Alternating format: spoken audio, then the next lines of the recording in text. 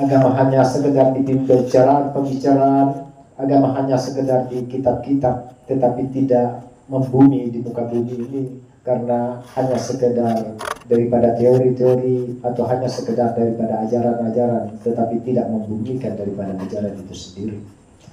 Jadi dengan rujukan kita kepada hadis baginda Rasulullah SAW bahwa kalam Rasulullah adalah kalam yang hak, tidak akan mungkin berbohong jika dikatakan bahwa tidaklah berkumpul suatu atau sekelompok orang di dalam suatu majelis, maka malaikat pasti meliputi mereka, mengelilingi mereka, karena memang ada tugas-tugas daripada malaikat yang senantiasa mencari di mana cahaya majelis zikir itu bersinar. Kemudian kedua, bahwa rahmat Allah meliputi mereka. Rahmat ini adalah curahan kasih sayang, curahan sahabat yang meliputi mereka, dan kita sesungguhnya berada di dalam rahmat Allah itu sendiri.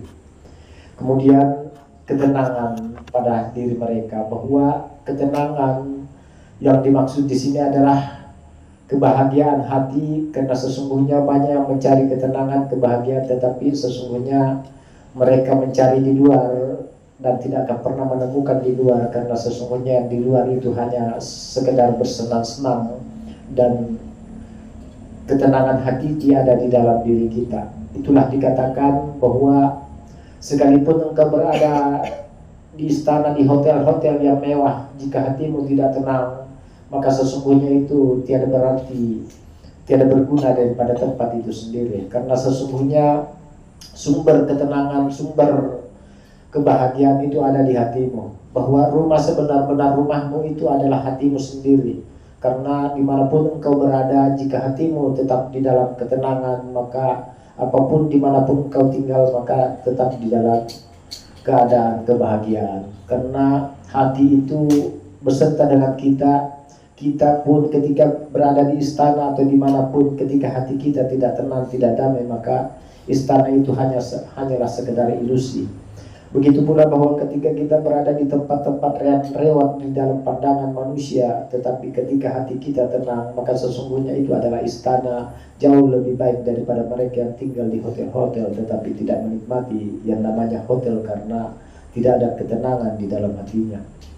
Inilah yang penting untuk disampaikan kepada umat-umat, bahwa janganlah hanya sibuk mencari di luar, karena di luar itu adalah hanyalah sesuatu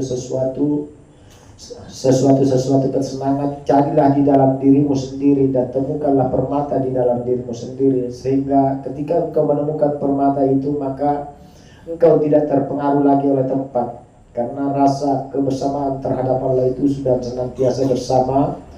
Maka itu senantiasalah menjaga perasaan kita, menjaga hati kita, sehingga dengan menjaga atau memancarkan cahaya permata pada diri kita, maka kita adalah diri-diri permata.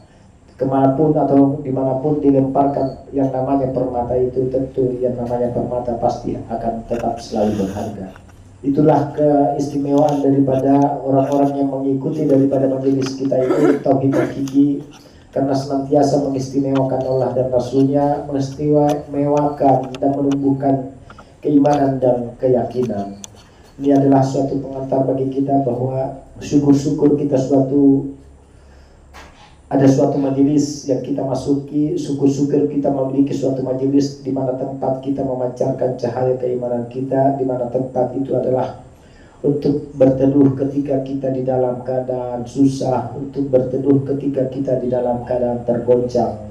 Bagaimana mereka yang tidak memiliki suatu majelis, mereka akan terombang-ambing ke sana kemari karena mereka tidak memiliki rumah atau tempat untuk berteduh, untuk mendapatkan rahmat atau untuk mendapatkan nasihat-nasihat dan hikmah-hikmah dari orang-orang yang berada di sekitarnya. Demi masa sesungguhnya manusia berada di dalam kerugian kecuali yang menasihati di dalam kebenaran dan menasihati di dalam kebaikan. Alhamdulillahirrabbilalamin.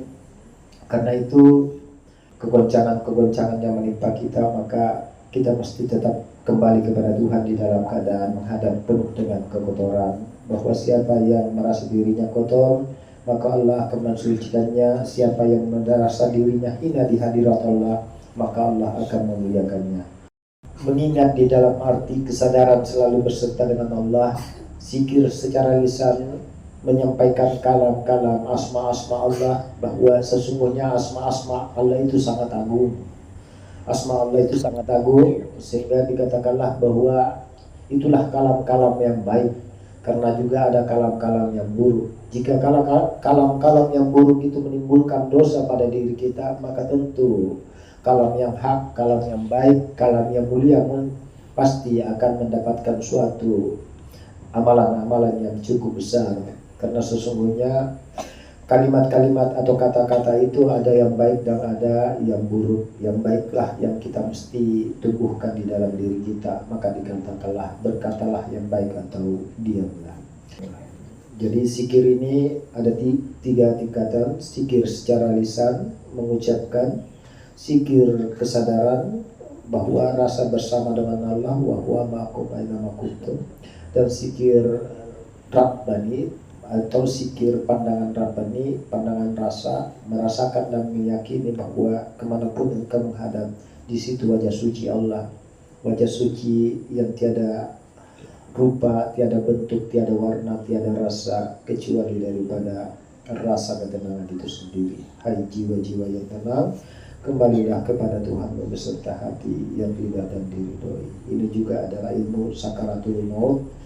Ketika engkau di dalam keadaan sakaratul maut, maka rasakanlah ketenangan. Jangan mencari bentuk, rupa dan segalanya, karena segala rupa bentuk masih bisa diserupai iblis. Rasakan saja ketenangan, bahwa di dalam ketenangan itu tak ada tafsirnya.